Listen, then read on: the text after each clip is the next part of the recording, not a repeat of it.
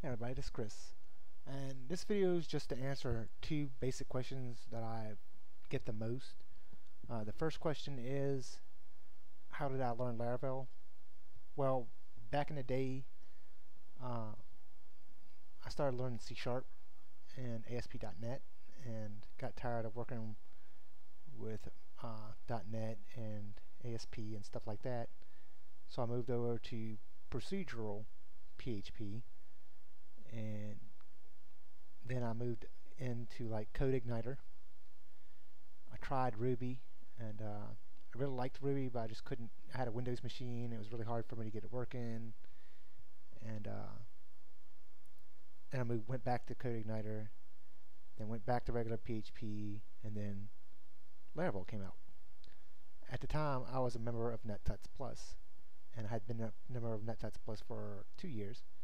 And when Laravel came out, their editor-in-chief, Jeffrey Way, did a tutorial series for premium members. So if you were subscribed, if you were a subscriber, a paid subscriber actually, you got access to the series, and the name of the series was Laravel Essentials. It was on Laravel 3.2, and after watching the tutorial series, I fell in love with Laravel.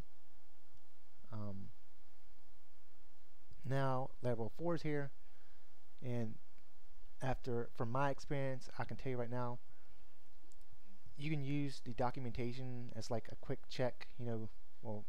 Check what's the syntax supposed to be, stuff like that. And I don't even see Blade on here, but I mean, this doesn't even show you, like, it might show you Blade, maybe templates or something. I don't know.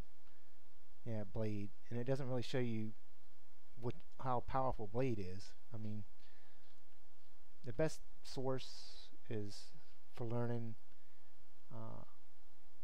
Laravel IO. The actual Laravel site has a list of tutorials. I'm the only one with video tutorials. I have the most video tutorials on YouTube. The next person would be Andrew Perkins, who also developed the Laravel 4 starter kit, which, if y'all want me to show y'all how to get that up and running, it's a real good way to get up and running fast with Laravel 4 for like a blog or something like that. I personally like developing my own stuff when I don't really like using anybody else's.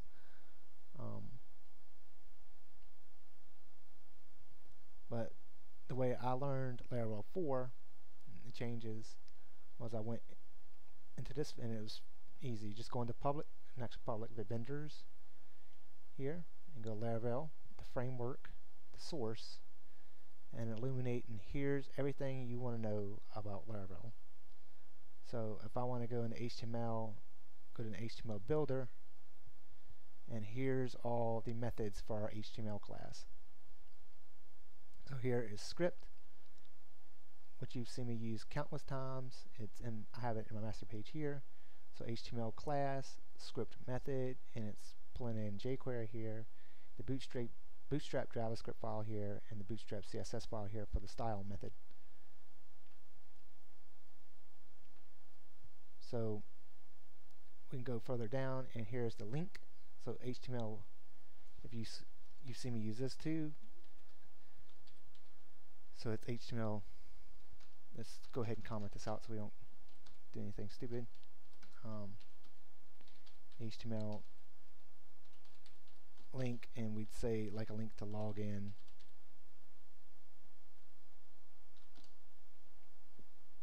and give it a title of login, and maybe a class. So we throw it in an array. Get a class of, say, since I use Bootstrap, button info. So let's go over this and show you how easy it is to interpret the source.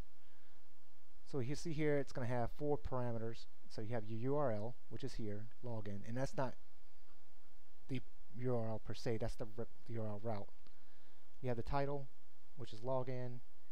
Your attributes, it says attributes equals array, so you know you're going to put this into an array for your attributes. So class button info, you could give it an ID, by simply just saying ID equals something, and then the fourth parameter here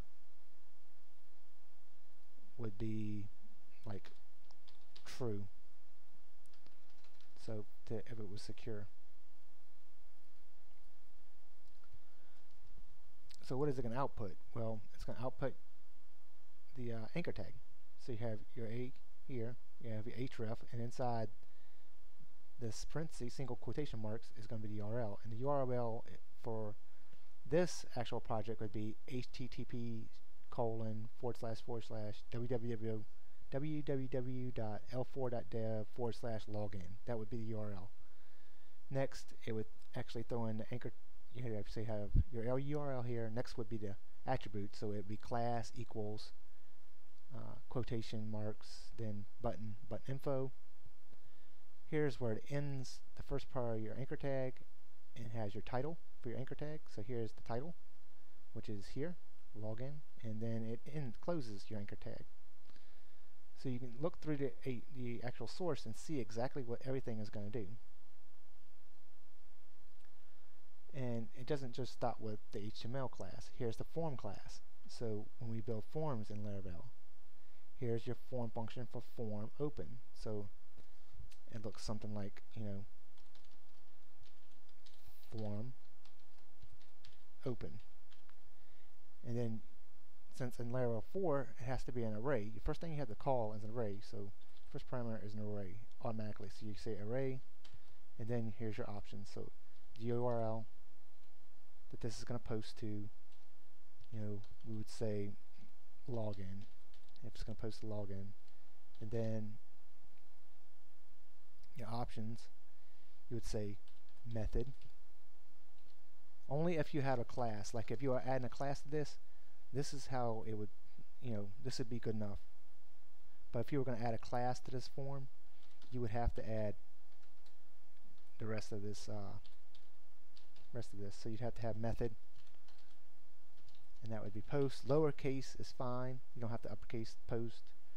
And then you'd have to add class.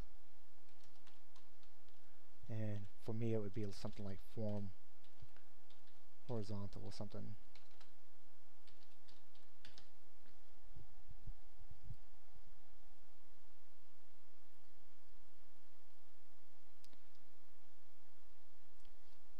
So yeah, that's how I learned it. And the second question was, the documentation, where I pretty much answered that question too. You can look at the Laravel documentation if you want, and use it as kind of like a guide. But your best documentation is the actual source for Laravel itself. That's how I learned it. It's the easiest way to learn, is to actually dig into it yourself. So I hope this answered some of your questions. It probably didn't. You can still feel free to ask me questions on Twitter. I get questions on Twitter all the time. I get questions in my YouTube inbox all the time. I get questions on my YouTube comments all the time. I get people emailing me now, asking me questions. So those 5 ways to contact me, they're fine. I mean, I don't mind answering questions. It's what I'm here for. And stay tuned for the next tutorial.